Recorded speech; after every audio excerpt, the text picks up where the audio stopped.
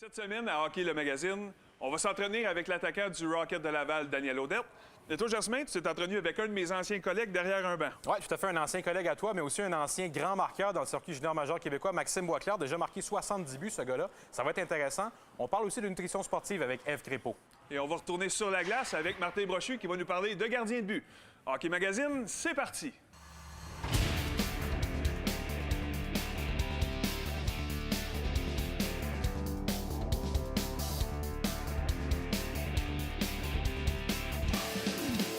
Hockey le Magazine, en collaboration avec Hockey Québec, le leader du développement et de l'encadrement du hockey au Québec. On est cette semaine en compagnie de Maxime Boisclair, qui est maintenant entraîneur adjoint pour les Riverains du Collège Charlemagne, mais qui est aussi un ancien joueur au niveau junior majeur qui a joué au début des années 2000. D'abord, Maxime, avant de parler de ta carrière de joueur, maintenant, le fait d'être entraîneur adjoint, qu'est-ce que ça t'apporte un petit peu de redonner aux jeunes qui te suivent, en fait, là? C'est ma 5e année en tant qu'entraîneur. Comme tu as dit, je suis content de pouvoir redonner ce que moi j'ai appris. J'aime travailler avec cette tranche d'âge-là aussi. C'est du monde qui sont prêts à... sont tout oui, puis sont prêts à apprendre. C'est ça qui est le fun. Vous avez un parcours assez spécial quand même. Depuis 20 ans dans la Ligue de hockey junior majeur du Québec, il y a seulement 3 joueurs qui ont marqué 70 buts en une saison et vous êtes un de ces 3 joueurs-là lors de la saison 2005-2006 avec les Saguenay de Chicoutimi. Ça avait été une année vraiment incroyable pour vous. Qu'est-ce qu'elle a changé cette saison-là dans votre vie, dans votre parcours de joueur? Qu'est-ce que vous retenez comme souvenir de cette année-là? Les amitiés que je me suis fait, des joueurs comme Julien Brouillette, David Desharnais, c'est des gars que je parle encore régulièrement. C'est difficile à décrire comment on était parce que on avait tellement une famille tissée serrée, puis c'est surtout ça que je retiens de cette saison-là.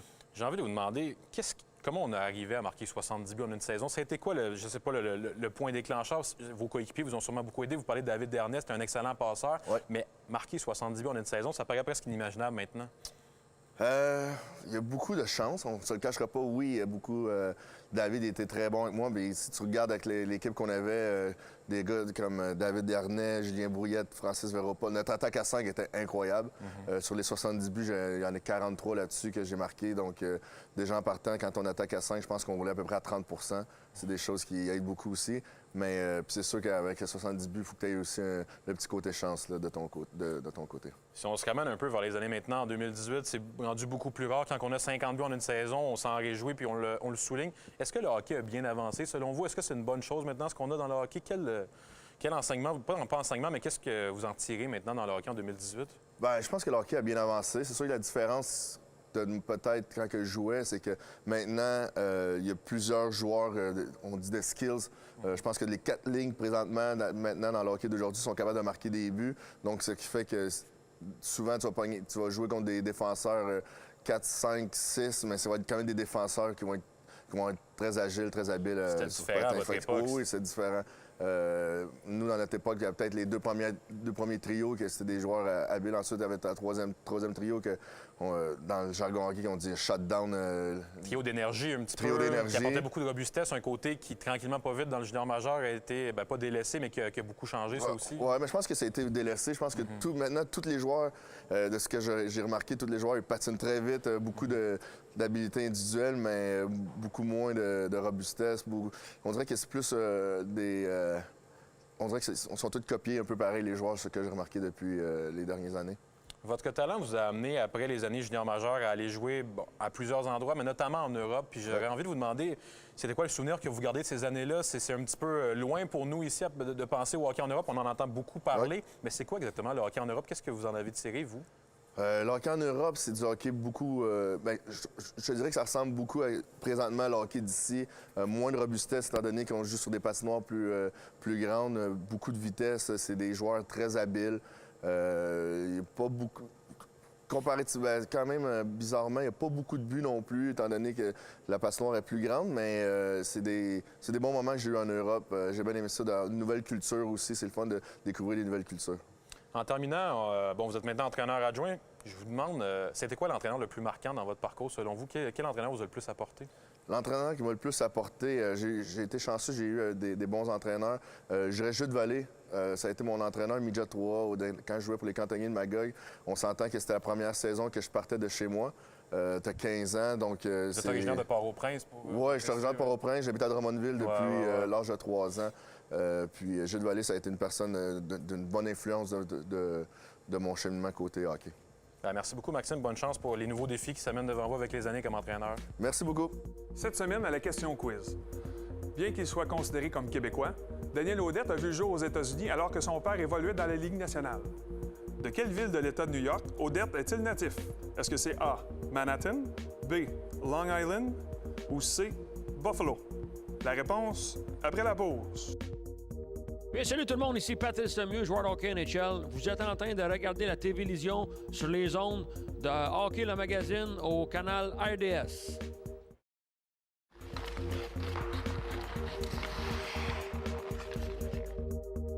La réponse C. Daniel Audette a vu le jour le 6 mai 1996, alors que son père Donald était en plein cœur d'un séjour de 9 saisons avec les Sabres. La famille Audette a ensuite pris la direction de Los Angeles, d'Atlanta et de Dallas avant de revenir à Montréal en 2001-2002. Daniel est un choix de 5e ronde du Canadien de Montréal en 2014 et évolue présentement à sa 3e saison complète dans la Ligue américaine. On l'a d'ailleurs rencontré récemment dans le cadre de notre segment Parcours au hockey mineur. J'ai commencé mon hockey mineur à Blainville. Je jouais pour les Bastions de Blainville. C'était une très belle organisation pour commencer. Il y avait plusieurs équipes, honnêtement, on a toujours eu des bonnes équipes dans cette ville-là. Fait que j'ai appris beaucoup, puis j'ai eu beaucoup de plaisir. Je me suis fait des amis que j'ai encore aujourd'hui. Je dirais que j'ai une année marquante, ma 3e année novice. J'étais avec mon cousin dans mon équipe, puis on a tout gagné, je pense, cette année-là. On n'a pas perdu un tournoi, puis les séries aussi. Fait que, comme j'ai dit, j'ai encore des amis de cette équipe-là que je parle encore aujourd'hui. Fait que déjà là, c'est incroyable. Je dirais que le tournoi que j'ai pris part qui me marque encore, c'était le Warrior Meltdown qui était Pierrefonds. Puis justement, c'était un tournoi 3 d'été. J'étais avec le Wild. Mon équipe, j'ai plusieurs gars qui jouent dans la Ligue américaine en ce moment, que même il y en a une couple qui joue dans la Ligue nationale. Puis, on était très bons, puis même encore là, c'est des connaissances que je me fais, des amis que je me suis fait à vie quasiment. J'ai un entraîneur qui m'a marqué, Mujet, Paulin Bordelot. Il m'a tellement appris de choses par rapport au hockey, puis par rapport à la vie autour du hockey aussi. Fait que c'est quelqu'un qui est resté proche pour moi dans ma vie, puis il m'a beaucoup appris. C'est sûr que junior, ça a été très impressionnant de jouer au Colisée Pepsi. Aussi, j'avais joué là quand j'étais jeune, quand le tournoi Pee-Wee Québec. Fait que ça ramenait des souvenirs de là. Puis la première fois que j'ai joué là, tournoi Pee-Wee Québec, tu vois la grosse aréna, puis plein de monde dans les estrades. Puis c'est la première fois qu'il y a plein de monde qui te regarde jouer. T'es encore jeune. Fait que c'était un souvenir que je me souviens. Je dirais que la chose que j'ai appris le plus important quand je jouais au hockey mineur, c'était d'avoir du plaisir. C'est un peu vague comme chose, mais dans le sens que j'avais mes meilleurs games quand je m'amusais sur la glace, puis que j'en profitais juste du plaisir de jouer au hockey, puis que je prenais pas ça au sérieux, puis de me fâcher, etc. J'étais un fan des goalers quand j'étais jeune. José Théodore m'a mis en tête. J'étais un gros fan de lui. Puis j'allais dans la chambre quand mon père jouait là. Puis je m'assisais avec lui, même pas avec mon père. Fait que lui, il me revient. Mais sinon, Daniel Brière, j'ai toujours été un gros fan. Quand j'étais jeune, je trouvais ça cool qu'il avait le même nom que moi. Mais en même temps, c'était un joueur très talentueux. Puis il était pas grand. Puis il réussissait quand même à scorer des buts. Puis créer des jeux. Fait que il m'impressionnait beaucoup comme joueur. Honnêtement, les plus gros conseils que je pourrais vous donner, c'est de s'amuser. S'amuser, mais en même temps, travailler fort chaque jour, puis pas prendre ça à légère, mais de s'amuser en le faisant. Fait que si tu prends ça trop au sérieux, puis t'es pas heureux en le faisant, ça va t'amener nulle part. Mais si tu t'amuses, puis tu travailles fort, puis tu travailles les petites choses que tu as besoin de travailler, ça peut te rendre loin.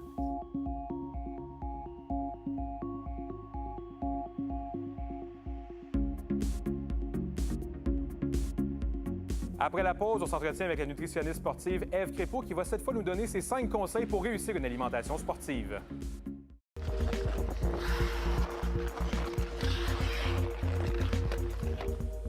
On est cette semaine en compagnie de Ève Crépeau, nutritionniste sportive à l'Institut national du sport du Québec, qu'on retrouve pour une deuxième année. D'ailleurs, merci Ève encore de ta présence cette année. Ça me fait plaisir. Et cette semaine, on aborde un genre de top 5, si on peut le dire ainsi, comme ça, des choses que tu dis vraiment qui sont les plus à éviter chez un athlète.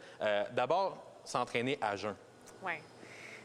Surtout le matin, il y a des entraînements de hockey qui sont très tôt le matin, la fin de semaine, des choses comme ça. Puis un entraînement de hockey peut être quand même assez long. Si je veux performer, le faire à jeun le matin, c'est pas idéal. Des fois, je peux aller courir là, un petit 30 minutes à jeun, ça va pas trop affecter ma performance. Mais un entraînement de hockey intense où je veux vraiment tout donner, c'est conseillé d'avoir quand même un petit quelque chose dans le corps. Justement, on parle d'avant un entraînement. Une autre chose que tu as souligné, c'est le fait d'essayer un aliment avant un entraînement. Ça peut parfois avoir des conséquences un peu négatives. Exact. Des fois, on se dit « Ah, il y a mon ami qui m'a conseillé de prendre ça avant un match, j'ai jamais essayé, il paraît que c'est bon. » Mais on ne sait jamais comment on va réagir. Peut-être que moi, j'ai mal à digérer, peut-être que c'est trop épicé, trop de fibres, peu importe. Jamais à tester avant un match, surtout un match important, faire des tests plutôt avant les entraînements. Bon, là, on a parlé d'éléments à ne pas prendre avant un match. Il y a également le fameux, difficile à traduire, mais le junk food, la malbouffe, en fait. Ça non plus, c'est pas à suggérer. Mais Non. ça, je suis pas surpris, par exemple. Non, c'est pas très surprenant, en effet. Puis, tu sais, dans les arénas, souvent, on a accès à des hot dogs, la poutine, des hamburgers. Puis là, je me suis pas préparée, je vais prendre ça avant d'aller faire mon match, peu importe. L'accès est plus facile à ça qu'à une salade pour un jeune. Absolument, mais c'est lourd à digérer, plus de gras. Et qui dit plus lourd à digérer dit que ça va affecter mes performances, peut-être que je vais avoir des crampes pendant le match, des ballonnements. Donc, évidemment, je veux pas ça pour performer à mon maximum. Il y en a un également que tu me parlais qui me faisait sourire aussi, c'est le fait de la fameuse tendance des nouveaux aliments, peu importe lequel. Tu as toujours un aliment qui arrive, là, qu'on en parle pendant 6 mois, ça devient la meilleure chose au monde. C'est pas nécessairement le cas. Non. Un aliment où ça peut être une mode d'une diète.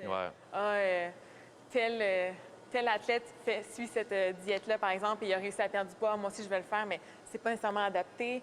Puis des modes dans la nutrition, il y en a des tonnes. Il y en a vraiment beaucoup. Donc, une des pires choses à faire, c'est de suivre ces modes-là. Justement, c'est une mode. Donc, plutôt aller voir l'information à la source, aller voir un nutritionniste qui vont peut-être pouvoir mieux guider. Nutritionniste comme toi, par exemple? Moi, par exemple.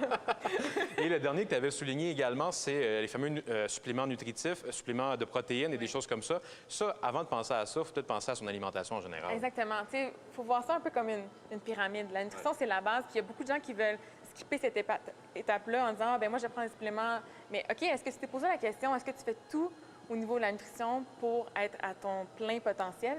Si oui, après, tu peux aller chercher des petits gains avec des suppléments éventuellement, peut-être pas avant 18 ans, mais avant tout, s'assurer que l'hydratation, la nutrition, le sommeil, l'entraînement, tout est là. C'est ça l'important. On a fait le tour un petit peu des 5 éléments que tu avais soulignés. Est-ce qu'il y a quelque chose qui vraiment prend le dessus par rapport à tout ça et qui vraiment devient le truc à ne pas faire absolument? Oui.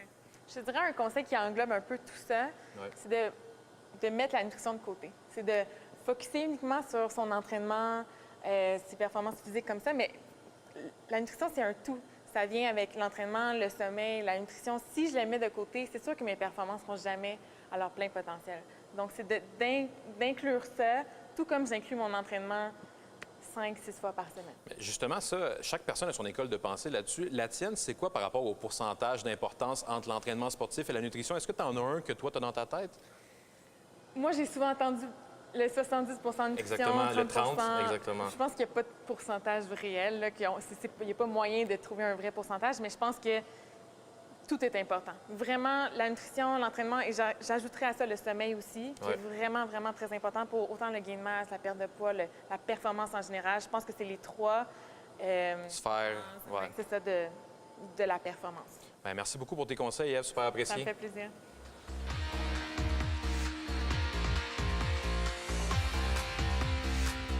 Cette chronique équipement vous est présentée par le Trio Hockey, Sport Rousseau, Hockey Expert et l'Entrepôt du Hockey. Bienvenue à cette autre chronique équipement. Cette semaine, on va délaisser carrément les bâtons et les patins et on va se tourner vers les gants de hockey.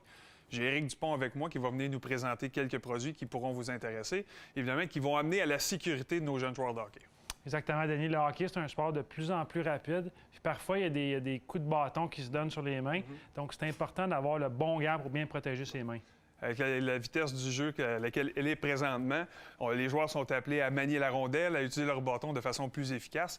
Évidemment, on est bien loin des gants qui nous amenaient dans le temps, qui venaient gêner notre maniement de rondelle. Les gants qui venaient jusqu'au coude, évidemment, est beaucoup moins sécuritaire. Exact. D'année en année, on dirait que les gants deviennent de plus en plus confortables. Les paumes changent, mais sont tout aussi sécuritaires, sinon plus, mais le confort est vraiment incroyable. Maintenant, tu veux nous montrer une qualité de gant, ou en fait un produit qui a été vite adopté par des joueurs comme Brendan Gallagher, Corey Perry et Brad Marchand des Bruins aussi. Exactement. C'est le nouveau gant Warrior Covert QRE. C'est un gant muni d'une très bonne protection contre les coups de bâton qui procure un excellent mélange de confort et de protection. Sa mobilité sans effort permet aux joueurs d'avoir un maniement de la rondelle encore plus fluide.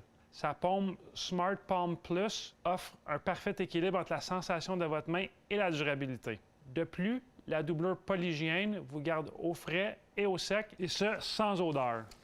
On comprend maintenant pourquoi un gars comme Brendan Gallagher fait usage à ces Warriors-là. Avec les 2 fractures qu'il a subies dans le passé, c'est important et primordial pour lui de bien se protéger les mains. Maintenant, tu veux nous présenter autre chose. Exact. Un modèle très populaire et plutôt classique de Bauer, c'est le Vapor One X Lite. Ils sont plus légers et procurent plus de protection que les générations de gants précédentes de Vapor. Ils comprennent maintenant la technologie Sanitize, ce qui empêche la croissance des bactéries et réduit les odeurs. Finalement, l'ajustement effilé et une mobilité accrue sont parmi les ajustements les plus populaires auprès des joueurs actuels. Également, on a fait quelque chose d'un petit peu différent chez CCM. Malgré les succès de la ligne Quick Lite de CCM, cette année, on a remplacé le modèle par le JetSpeed FT1. Leur principale force est entre autres leur ajustement profilé qui épouse un peu plus la forme des mains des joueurs. La mousse intelligente D3O et la mousse Zote Foam fournissent une protection supérieure. Le pouce flexible et la manchette ouverte et flexible permettent un excellent ajustement pour accroître la mobilité et la sensation. Finalement, la doublure avec traitement polyhygiène combinée à la paume en clarino offre une sensation de calibre professionnel et rend le gant exceptionnellement confortable. Merci beaucoup pour ce tour d'horizon, Éric. Évidemment, on peut constater que les joueurs de hockey aujourd'hui sont très chanceux de pouvoir compter sur une gamme de produits aussi sécuritaires qui vont leur permettre d'utiliser leurs habilités à leur plein potentiel. Maintenant, lorsque vient le temps d'acheter un gant ou toute autre pièce d'équipement, il y a plusieurs critères de sélection qui sont importants. Parle-nous de celui pour les gants. Au début, il faut regarder le niveau de protection recherché. Quel calibre de hockey tu pratiques, le budget, la mobilité. Il faut que le gant soit vraiment confortable, qu'il soit bien ajusté avec tes coudes, tes protège-coudes. Mais le confort, c'est vraiment numéro 1 et la sécurité aussi. Parfait. Toujours très intéressant. Merci beaucoup de prendre le temps de nous éclairer là-dessus. J'espère que ça vous a aidé à faire votre sélection à la maison. Et Éric, tu reviens la semaine prochaine. Tu vas venir nous parler d'une autre pièce d'équipement. Exactement. La semaine prochaine, on va parler de la protection, mais plus précisément de culottes de hockey. Parfait. J'ai bien hâte de voir ça. Ici Paul Byron, vous regardez Hockey, le magazine à RDS.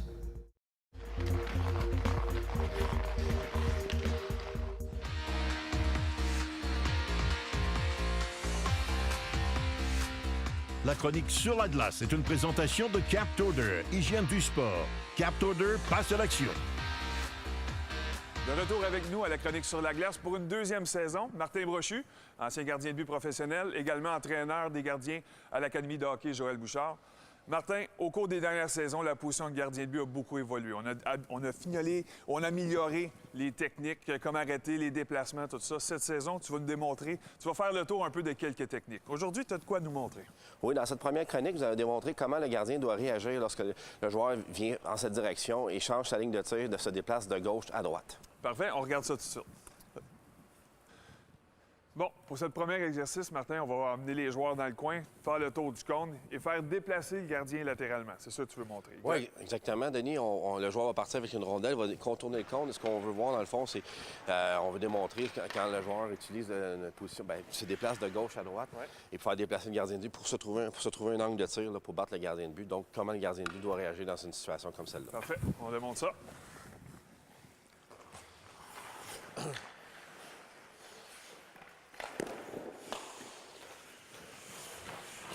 Qu'est-ce qu'on regarde chez le gardien? Qu'est-ce qu'on veut voir de sa part? Ce qu'on veut voir, c'est qu'Alexis, la position qui est présentement, démontre qu'il est toujours en haut de son demi-cercle. Il se déplace très bien, il se déplace pas trop, donne pas trop d'angle, justement, là, soit le côté rapproché, le côté éloigné. Donc, il bouge ses pieds, reste en bonne position de base et fait un excellent travail présentement. Bon, Martin, il faut dire qu'on est choyé aujourd'hui. Alexis fait de l'excellent travail jusqu'ici. Son positionnement est parfait. Là, tu nous amènes dans une autre situation qui est semblable, mais il y a quelques différences. Oui, ça se complique un petit peu vers le centre. Le joueur a plus d'options, donc a plus d'angles. Donc la passe va partir du coin de la patinoire. Une passe va s'effectuer dans l'enclave et le joueur doit contourner l'obstacle de gauche ou à droite pour justement faire déplacer le gardien de but, se créer un angle de tir. Donc c'est plus vrai aujourd'hui qu'on dit aux joueurs qu'il n'y a pas de possibilité de compter des buts. Aujourd'hui, on donne des trucs aux joueurs pour marquer des buts. Donc nous, de notre côté, en tant qu'entraîneur de gardien de but, on donne des trucs aussi aux gardiens de but pour contrer cette situation-là. Et le bâton est là simplement pour faire changer d'angle au tireur. Exactement. C'est comme un obstacle, donc il doit contourner le bâton. Parfait. On regarde ça.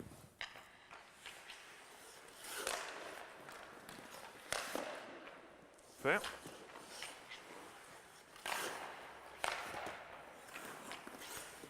Les déplacements, Alexis, sont bien, le positionnement? Oui. Si on va sur l'exercice, le gardien, Alexis bat la passe, il se déplace. Hop! C'est trop déplacé vers du côté de son gant.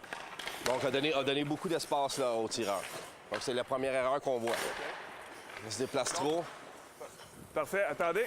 Donc, si tu avais à nous démontrer l'erreur de son mouvement ou son déplacement. Lorsqu'Alexis est en haut de son demi-cercle, c'est important de bien suivre la rondelle et de toujours rester centré avec la rondelle, peu importe si elle est loin ou proche de lui. Donc, si Alexis se déplace trop, de ce côté. Et là, le tireur a tout côté mitaine, il a toute l'angle. Si c'est l'inverse, effectivement, c'est côté du bloqueur lorsqu'il y a plus d'angle. Donc, c'est important de rester centré, rester ses pieds sur le demi-cercle. Souvent, on voit les pieds du gardien de but sont trop larges. Ici, ils sont quand même en bonne position, une position confortable pour Alexis. Ou sinon, l'erreur qu'on voit, c'est que les pieds sont rendus trop à l'intérieur. Ici, effectivement, le gardien n'est plus face à la rondelle. OK? Donc, c'est important d'être en haut du demi-cercle ici, face à la rondelle, toujours centré, peu importe, et être arrêté le plus possible lorsque le tir est dirigé. Parfait. Donc, on en fait un ou deux autres pour voir ce que ça donne correctement.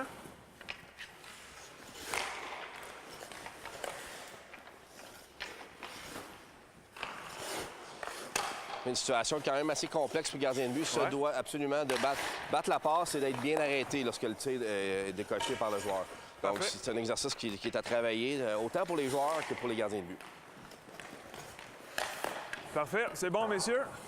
Martin, c'est une situation, évidemment, qui va se produire souvent dans un match. Oui. Évidemment, les rondelles se retournent. On essaie d'amener la rondelle derrière la ligne des buts, souvent dans une stratégie offensive. Oui, défensivement, le gardien de but doit être alerte, doit bouger correctement. Exactement. Le gardien doit être bien centré. Aujourd'hui, on fait déplacer le gardien de but pour justement se créer un angle de tir. Donc, c'est très important pour le gardien de but d'être bien positionné, d'être bien arrêté, d'être bien centré lorsque le tir est effectué. Il va être en mesure de faire l'arrêt et d'être bien prêt, pour le retour. Super. Merci beaucoup, Martin. Et nous, on se voit la semaine prochaine. Lors de notre prochaine émission, nous aurons une émission évidemment bien chargée pour vous. Jasmin, tu vas avoir de quoi de bien intéressant? Oui, tout à fait. Alexandre Alain, joueur du Rocket de Laval et également un étudiant encore au niveau universitaire. Il a un parcours scolaire fascinant que j'ai hâte de vous faire découvrir la semaine prochaine. Oui, et on va aussi en entretien avec un bon ami à moi et entraîneur actuel des Tigres de Victoriaville, Louis Robitaille. Et je rencontre aussi Patrick Boileau sur la glace. À bientôt. Hockey le magazine vous a été présenté en collaboration avec Hockey Québec, le leader du développement et de l'encadrement du hockey au Québec.